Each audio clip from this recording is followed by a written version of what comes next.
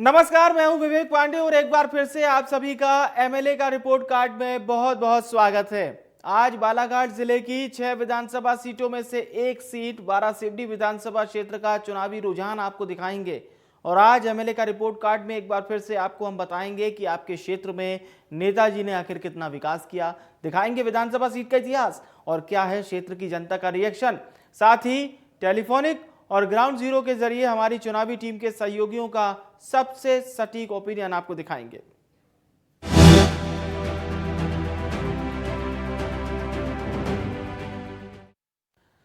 तो एमएलए का report card में हम आपको आज मध्य प्रदेश के 230 विधानसभा सीटों में से एक और सीट का चुनावी रुझान लेकर हाजिर हैं। आज वारासिवनी सीट से निर्दलीय विधायक प्रदीप जायसवाल का रिपोर्ट कार्ड आपको बता रहे हैं। उसके पहले इस सीट की क्या खासियतें हैं और क्या है इसका चुनावी इतिहास, आइए जान लेते हैं। तो वर्तमान में प्रदीप जायसवाल यहां से निर्दलीय विधायक हैं, क्योंकि 2018 के चुनाव में इस सीट पर मुख्यमंत्री शिवराज सिंह चौहान के साले संजय मसानी को कांग्रेस ने टिकट दिया था, जिसके कारण पार्टी के कई सदस्यों ने बगावत करते हुए नाराजगी जाहिर की और प्रदीप जायसवाल 2018 में उन्होंने निर्दलीय प्रत्याशी के तौर पर चुनाव लड़ा। प्रदीप जायसवाल की इस चुनाव में जीत हुई और प्रदीप जायसवाल को कमलनाथ सरकार में मंत्री भी बनाया गया था। लेकिन जब कमलनाथ सरकार गिरी और बीजेपी सत्ता में लौटी तो बीजेपी ने भी उनको खनिज आयोग का अध्यक्ष बना दिया। आखिरकार चुनाव से पहले उन्होंने बीजेपी का दामन थाम लिया। बीजेपी ने इस सीट से प्रदीप जायसवाल को अपना प्रत्याशी बनाकर चुनावी मैदान में उतारा है, तो वहीं कांग्रेस ने विवेक पटेल उर्फ विक्की पटेल को प्रत्याशी बनाया है। जबकि वारासिवनी सीट की अगर हम खासियतों की बात करें तो जवाहरलाल नेहरू कृषि विश्वविद्यालय जबलपुर के अंतर्गत संचालित कृषि महाविद्यालय मुरझड़ फार्म वारासिवनी में है। इलाके में करीब आधा सैकड़ा से अधिक राइस मिल्स हैं, साथ ही 2 एथेनॉल प्लांट हैं, आधा दर्जन मैंगनीज खदानें भी हैं। इस इलाके में प्रसिद्ध रमरमा में वाटरफॉल के साथ साथ प्राचीन शिवलिंग है। सोनेवानी वन्यजीव संरक्षण क्षेत्र भी लगा हुआ है, जहां पर दिवाली के बाद गांव-गांव में मेले मंडाई का आयोजन होता रहता है। इस क्षेत्र में अनेकों गांव में बैल दौड़ प्रतियोगिता भी होती है। हिंदू बाहुल्य क्षेत्र होने के कारण मेले मड़ाई और सांस्कृतिक आयोजन इसकी मिट्टी में रचा बसा है। यहाँ के लोग धान, गेहूं, चना, तिलहनी फसलों की खेती पर निर्भर हैं। इस इलाके में धान की प्रमुख फसल विश्व प्रसिद्ध चिनौर धान भी लगाई जाती है, जिसे सरकार के द्वारा जीआई टैग भी मिला हुआ है। इसके साथ ही वारासिवनी सीट का अब हम आपको इतिहास भी बता देते हैं। साल 1977 से 1990 तक लगातार 4 बार अलग अलग पार्टी से केडी देशमुख विधायक बने। सबसे पहले साल 1977 और साल 1980, साल 1985 में केडी देशमुख को जनता पार्टी से विधायक चुना गया। साल 1990 में जनता दल के केडी देशमुख विधायक बने, जिसके बाद साल 1993 में जनता दल के प्रत्याशी ओमकार सिंह जयपाल सिंह को जनता ने अपना आशीर्वाद दिया। वहीं कांग्रेस के प्रदीप जायसवाल सबसे पहले साल 1998 से लगातार 3 बार जीते, यानी कि 1998, 2003, 2008 में उन्होंने कांग्रेस से जीत हासिल की। और वहीं साल 2013 की अगर हम बात करते हैं तो साल 2013 में यहां से बीजेपी के डॉक्टर योगेंद्र निर्मल विजयी रहे और कांग्रेस ने साल 2018 में प्रदीप जायसवाल को टिकट नहीं दिया गया था। इसके बाद प्रदीप जायसवाल बतौर निर्दलीय प्रत्याशी मैदान में उतरे और यहां पर उन्होंने जीत दर्ज की। तो प्रदीप जायसवाल फिलहाल भारतीय जनता पार्टी में शामिल हो चुके हैं और आप प्रदीप जायसवाल की खासियत देखिए कि जब वो कांग्रेस में थे, यानी कि जब कमलनाथ सरकार थी, तो कांग्रेस पार्टी का उन्होंने समर्थन किया, सरकार का समर्थन किया और उन्हें खनिज मंत्री बनाया। इसके बाद जब बीजेपी आ गई सत्ता में तो बीजेपी ने इन्हें खनिज विकास निगम का अध्यक्ष बना दिया, वो भी मंत्री दर्जा प्राप्त पद होता है। और अब वारासिवनी सीट की अगर हम बात करें तो देखिए 1957 से पहला चुनाव यहां पर हुआ था साल 1957 में 1957, और उसके बाद 2018 के बीच हुए चुनाव में 7 बार कांग्रेस जीती है, 3 बार जनता पार्टी जीती है, 2 बार जनता दल, निर्दलीय 2 बार और बीजेपी 1 बार जीती है। ये थे यहाँ के समीकरण जो हमने समझने की कोशिश की। और चलिए अब जानते हैं वोट बैंक का बही खाता क्या कहता है, क्योंकि किसी भी चुनाव में प्रत्येक पार्टियों की जो नजरें होती हैं ना, वो क्षेत्र के जातीय समीकरण पर जरूर होती हैं। और यही वजह है कि जब भी चुनाव होते हैं तो पार्टियां जातिगत समीकरण को साधने की तैयारी में जुट जाती हैं। चलिए अब यह भी बता देते हैं कि वारासिवनी सीट में कितने मतदाता हैं और क्या है इसका जातिगत समीकरण। कुल मतदाताओं की बात करें तो 1,99,983 ये कुल मतदाता हैं। महिला मतदाता यहाँ ज़्यादा हैं, 1,03,84 इनकी संख्या है। पुरुष मतदाताओं की संख्या महिला मतदाताओं की अपेक्षा थोड़ी सी कम है, 99,599 यहाँ पर पुरुष मतदाता हैं, यानी कि महिला वोटर्स यहाँ पर ज़्यादा हैं। ये बात हुई वारासिवनी सीट के मतदाताओं की। अब बात करते हैं जातिगत समीकरणों की। तो देखिए यहाँ पर बड़ी आबादी पवार समाज की है, 49,000 वोटर्स पवार समाज के हैं। लोधी समाज के 46,000 वोटर्स हैं, महार समाज के 20,000 वोटर्स, आदिवासी समाज के 13,000 वोटर्स हैं, और इसके साथ ही साथ गोवारी समाज के 10,000, मरार समाज के 10,000, कलार समाज के 10,000 समेत अन्य समाज के 42,000 वोटर्स हैं। जातिगत समीकरणों की अगर बात करें तो पवार और लोधी समुदाय का यहाँ पर बेहद दबदबा है। हालांकि वर्तमान विधायक प्रदीप जायसवाल कलार समाज से हैं, और 2018 का चुनाव मुख्य रूप से पवार और लोधी समुदाय के बीच ही लड़ा गया था। 2013 के चुनाव में जैन समुदाय से आने वाले डॉक्टर योगेंद्र निर्मल को भी यहाँ पर जीत मिली थी। अब बात करेंगे वारासिवनी सीट से चुनावी समीकरण के बारे में। तो देखिए अब समझते हैं यहाँ का चुनावी समीकरण क्या कहता है वारासिवनी सीट का। चलिए शुरू करते हैं यहाँ के चुनावी समीकरण और नजर डालते हैं सबसे पहले 2018 के विधानसभा चुनाव के नतीजों की, जिसमें विजयी हुए थे प्रदीप जायसवाल। प्रदीप जायसवाल ने चुनाव जीत लिया था 2018 का। अब क्या है स्थिति, इस बार बात 2018 की करें तो उस समय देखिए 13 उम्मीदवारों के बीच मुकाबला था। निर्दलीय मैदान में खड़े थे प्रदीप जायसवाल, जिन्हें मत मिले थे 37%, और बीजेपी के योगेंद्र निर्मल जो कि 35% मतों के साथ दूसरे स्थान पर रहे थे। 3,862 वोटों से निर्दलीय प्रत्याशी प्रदीप जायसवाल की जीत हुई थी। ये बात हो गई साल 2018 के चुनावी समीकरण की। अब क्या कहता है साल 2013 का चुनावी समीकरण, उसे समझते हैं। साल 2013 में हुए विधानसभा चुनाव में वारासिवनी विधानसभा सीट से योगेंद्र निर्मल ने जीत हासिल की थी और उन्हें 66,806 मतदाताओं का समर्थन मिला था। कांग्रेस उम्मीदवार प्रदीप जायसवाल को 68,868 वोट मिले थे और वो 17,938 वोटों के अंतर से हार गए थे। वारासिवनी सीट का चुनावी समीकरण साल 2008 का क्या कहता है ये भी समझते हैं। साल 2008 की बात करें तो इस विधानसभा क्षेत्र से कांग्रेस के उम्मीदवार एक बार फिर से प्रदीप जायसवाल, जिन्हें कुल 50,984 वोट मिले थे और वो विधानसभा पहुंचे थे, जबकि बीजेपी प्रत्याशी बोध सिंह भगत दूसरे पायदान पर रहे थे। उन्हें 35,994 वोट मिले थे और वो 14,990 वोट से हार गए थे। 14,990 वोट से कांग्रेस पार्टी ने यहां पर जीत दर्ज की थी। और अब वारासिवनी सीट से हमारे सहयोगी जन की बात आप तक लेकर आ रहे हैं। आइए जनपद सुनते हैं। बालाघाट जिले की वारासिवनी विधानसभा एक तरह से हॉट सीट के रूप में गिनी जाती है। विधायक रिपोर्ट कार्ड को लेकर हम पब्लिक का व्यू जानने के लिए आए हुए हैं। इस विधानसभा क्षेत्र के संदर्भ में बता दूं कि यहाँ पर 2 जनपद पंचायत है, एक वारासिवनी और खैरलाजी। अधिकांश क्षेत्र ग्रामीण अंचल से जुड़ा हुआ है। नगर पालिका यहाँ पर वारासिवनी में स्थित है। हॉट सीट इसलिए भी कह सकते हैं कि यहाँ पर अभी इस समय निर्दलीय विधायक प्रदीप जायसवाल है, जो इसके अभी हाल ही में वे भाजपा में शामिल हुए हैं। उसके पूर्व वे कांग्रेस के विधायक रहे हैं और इस तरह से यहाँ एक परिवर्तन भी बड़ा अजीब सा देखने मिला है जनप्रतिनिधियों का। चूँकि पब्लिक का व्यू किस तरह से उनके विधायक के कार्यकाल को लेकर, इसको जानने के लिए हम पब्लिक का व्यू जानते हैं। आइए किस तरह से पब्लिक राय रखती है। सर आपका परिचय। मैं राजा अली, ग्राम पंचायत वारा से।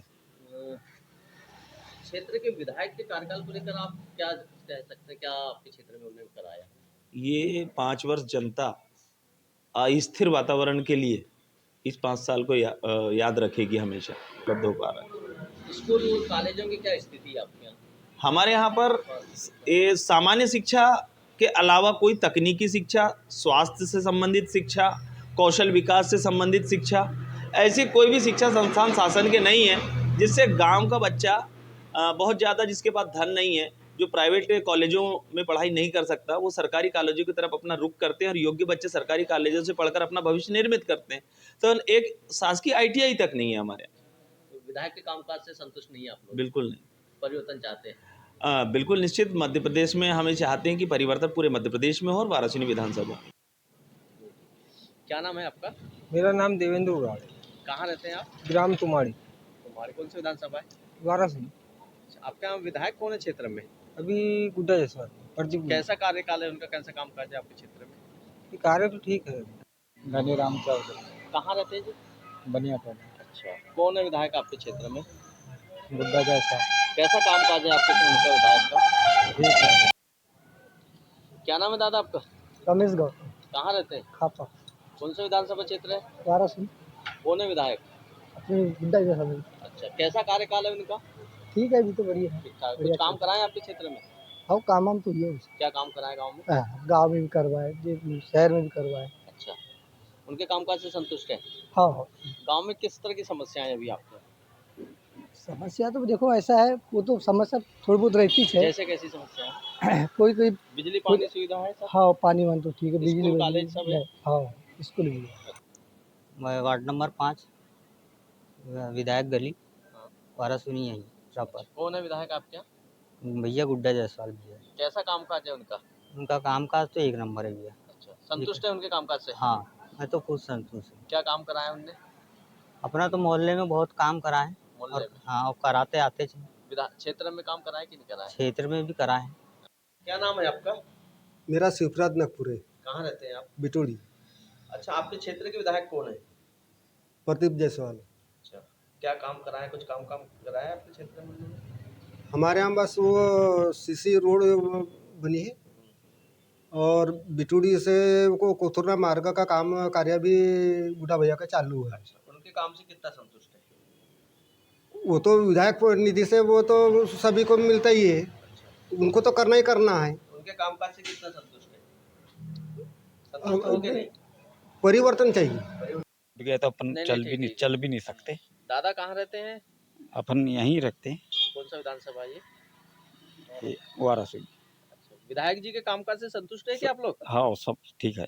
अच्छा काम करते हैं वो क्षेत्र में? हाँ, अभी तक कोई ये नहीं हुआ। हाँ। ठीक है, ठीक है। गांव में बिजली पानी की क्या स्थिति है? अभी पानी वानी सब दे रहा है ना। अच्छा, मिल रहा है पानी बिजली सब समस्या? हाँ, अभी चालू हो रहे हैं, वो पानी वानी अच्छा। फिटिंग हो गई है। अच्छा, ऐसा है। सड़कें वगैरह क्या स्थिति गांव में? अभी सड़के वड़के वो एक बनने का है, उधर कायदे जुड़ने का है, वो तो खैर बन गया है, लेकिन वो मेन रोड बनेगा। हाँ। बन रही सड़कें वगैरह? हाँ, अच्छा, स्कूल वगैरह है कि नहीं आपके गांव में? है ना। गांव में क्या क्या समस्या है अभी हैं आपके क्षेत्र में? अभी हमारे गांव में समस्या यही है सर कि यहाँ पे जो बिजली है, बिजली के लिए बिजली का दाब बहुत कम है। किसी को गर्मी में बहुत दिक्कतों का सामना पड़ता है। अच्छा, कभी इन चीजों को बताया कि विधायक जी को आप लोग?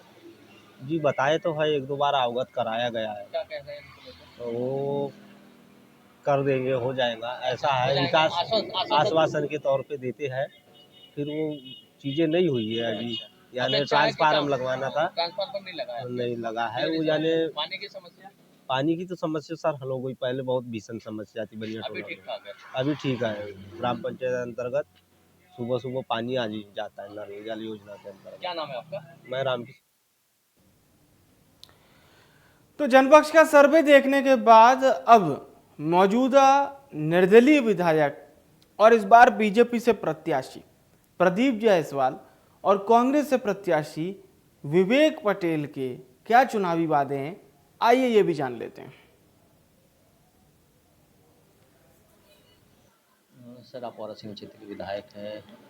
किन किन कामों को आपने प्राथमिकता के साथ किया है? क्या प्राथमिकता आपने चुनाव के दौरान उस समय की थी और उसमें कितना काम अभी तक हुआ है?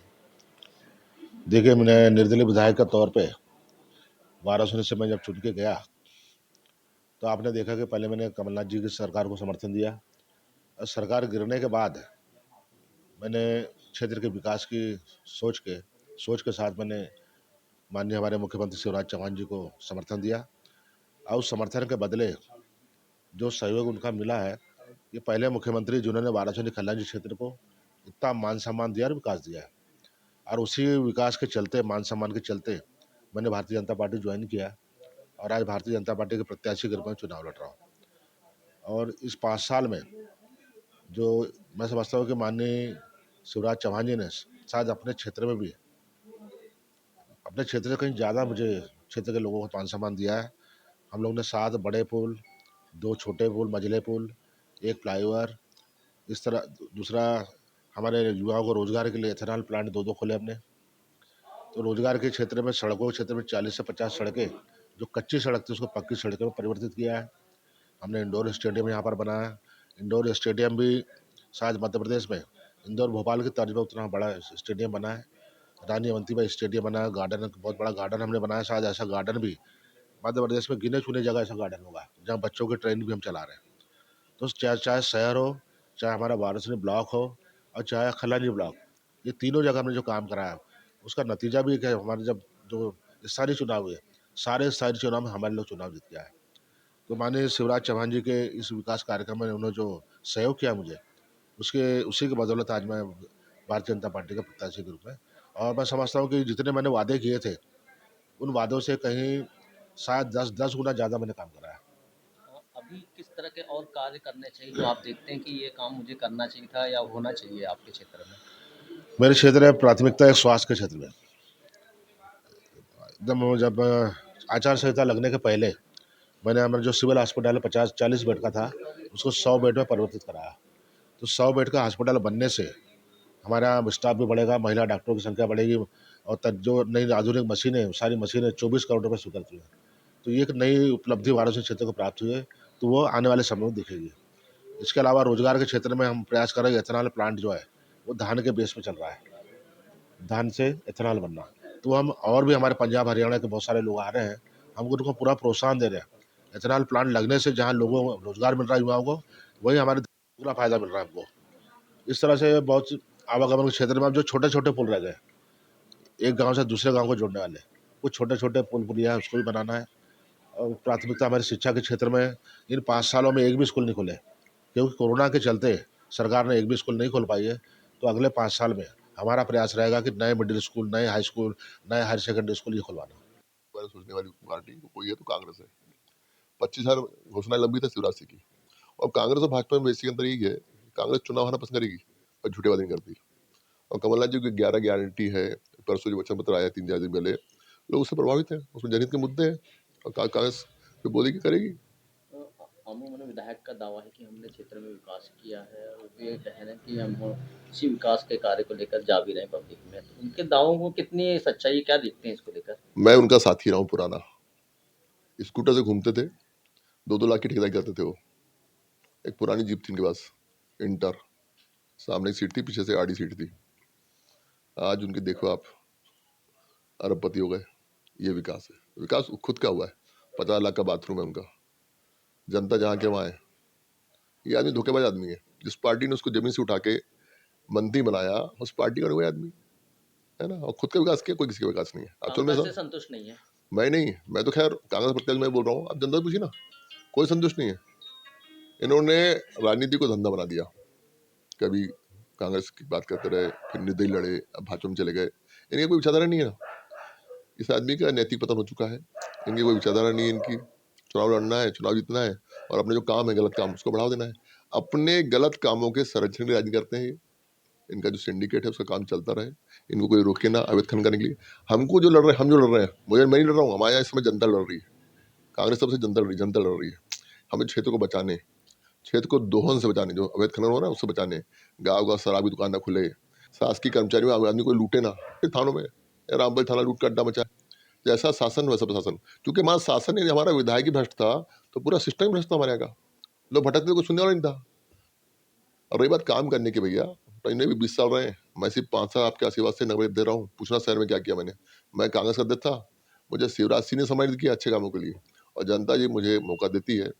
मुझे छोटे कार्यकर्ता को 30 साल की मेहनत का प्रतिफल कमलनाथ जी ने दिया है, मुझे कांग्रेस प्रत्याशी बनाया है। यदि मुझे संध्या सेवा का मौका देती तो जिस तरह मैंने वाराणसी में विकास किया है उसी तरह का विकास ईमानदारी से पूरे 90 पंचायत में करने का 90 पंचायत करने की कोशिश करेंगे और जनता के विश्वास को खड़ा उतरने का प्रयास करेंगे। और कमलनाथ जी ने सबको विश्वास किया है, और कमलनाथ जी के साथ जो धोखा दिया है यहाँ के सम्मानीय मंत्री जी ने, जनता को सबक समझ आती है। देखते हैं कि शिक्षा के क्षेत्र में पॉलिटेक्निक कॉलेज जैसे होना चाहिए, तो ये नई तकनीकी कॉलेज का अभाव है, तो क्या कहेंगे? मैं बोला ना आपको, शिक्षा की किस्मत जीरो है। इन्होंने चाहे नहीं कि लोग शिक्षित हो, पढ़े, अपने समझे। Polytechnic college, polytechnic, ITI, nursing college, BEd college, कुछ भी नहीं, ना वाराणसी में, ना खेलनाजी में ITI नहीं है, खेलनाजी SDM कॉलेज नहीं है, खेलना में कुछ नहीं है। इनने बात विकास क्या होता है सुनने से। और चलिए अब ITV नेटवर्क के आंतरिक यानी कि इंटरनल सर्वे की घड़ी भी आ चुकी है। हमने एक बड़े सैंपल के साथ ये सर्वे करवाया है। बालाघाट जिले की 6 विधानसभा सीटों में से एक वारासिवनी सीट की जनता से हमने 5 सवाल किए। चलिए शुरू करते हैं सवाल जवाब का सिलसिला। सबसे पहले बारी सवाल नंबर 1 की। हमने यहाँ की जनता से पूछा क्या आप अपने क्षेत्र के विधायक के कामकाज से खुश हैं। इसमें 61% से ज्यादा जनता ने कहा है कि हाँ, जबकि 36% से ज्यादा जनता ने नहीं में जवाब दिया है, और कह नहीं सकते वाली जनता है 2% से ज्यादा। चलिए अब इसके बाद बात करते हैं सवाल नंबर 2 की। यहां की जनता से हमने पूछा क्या आप अपने क्षेत्र के विधायक को दोबारा चुनना चाहेंगे। इसमें 56% से ज्यादा जनता तो हाँ कह रही है, लेकिन 40% से ज्यादा जनता ने नहीं में अपना जवाब दिया है, जबकि कह नहीं सकते वाली जनता है 3% से ज्यादा। अब बात है सवाल नंबर 3 की। सवाल नंबर 3 कुछ ऐसा है। हमने पूछा कि अगर आपका विधायक उम्मीदवार मान लीजिए बदल दिया जाए तो क्या तब भी आप उसी पार्टी को वोट देंगे। इसमें हाँ कहने वाली जनता 52% से ज्यादा है, लेकिन तकरीबन 33% जनता ने नहीं में जवाब दिया है, और कह नहीं सकते वाली जनता है 14% से ज्यादा। और अब बारी सवाल नंबर 4 की। तो सवाल नंबर 4, आने वाले विधानसभा चुनाव में आप किस आधार पर वोट देंगे। इसकी कुछ कैटेगरीज है। प्रधानमंत्री नरेंद्र मोदी के नाम पर कहने वाली जनता है 25% से ज्यादा। मुख्यमंत्री के नाम पर कहने वाली जनता है 7% से ज्यादा। अब देखिए, स्थानीय विधायक के कामकाज पर कहने वाली जनता 40% से ज्यादा है, और पार्टी के आधार पर कहने वाली जनता है 20% से ज्यादा। इनमें से कोई नहीं वाली जनता है 6% से ज्यादा। यानी PM मोदी के नाम पर और स्थानीय विधायक के कामकाज पर जनता ने मुहर लगाई है। और MLA का रिपोर्ट कार्ड के लिए 5वां और आखिरी सवाल 2024 के आम चुनाव के साथ 2023 के विधानसभा चुनाव के लिए काफी महत्वपूर्ण है। 5वां सवाल कुछ ऐसा है। हमने पूछा कि क्या विधानसभा चुनाव में भी मोदी फैक्टर काम करेगा। हाँ कहने वाली जनता है 65% से ज्यादा जनता को लगता है कि मोदी फैक्टर काम करेगा, जबकि 23% से ज्यादा जनता को लगता है कि मोदी फैक्टर काम नहीं करेगा, और कह नहीं सकते वाली जनता तकरीबन 11% है। ये बात हो गई सवाल और जवाब की और हमारे इंटरनल सर्वे की। तो इंडिया न्यूज के आंतरिक सर्वे के आधार पर और जनता जनार्दन की बातों को ध्यान में रखते हुए और हमारी चुनावी टीम के सदस्यों के ग्राउंड जीरो से दिए गए इनपुट के आधार पर MLA का रिजल्ट कार्ड का अब MLA का रिपोर्ट कार्ड का रिजल्ट बताने का वक्त आ चुका है। तो चलिए जानते हैं निर्दलीय विधायक प्रदीप जायसवाल को जनता ने कितने परसेंट दिए। तकरीबन 55% देकर जनता ने प्रदीप जायसवाल गुड्डा को पास कर दिया है। वारासिवनी विधायक और वर्तमान में बीजेपी प्रत्याशी प्रदीप जायसवाल वारासिवनी की जनता पर कितना खरे उतरेंगे, ये असली रिपोर्ट कार्ड तो आपको 3 दिसंबर को पता चलेगा। बहरहाल आज जनता ने इंटरनल सर्वे में अपनी बात आप तक रख दी है, और प्रदीप जायसवाल गुड्डा इस इंटरनल रिपोर्ट कार्ड में तो पास हो गए हैं। और चलिए अब आपसे विदा लेने का वक्त आ चुका है। कल ठीक शाम 5:30 बजे आपसे मुलाकात होगी। किसी और विधानसभा क्षेत्र का विश्लेषण करेंगे और जानेंगे वहां की जनता की राय। फिलहाल के लिए इस खास पेशकश में इतना ही। मुझे आने विवेक को दीजिए इजाजत। नमस्कार।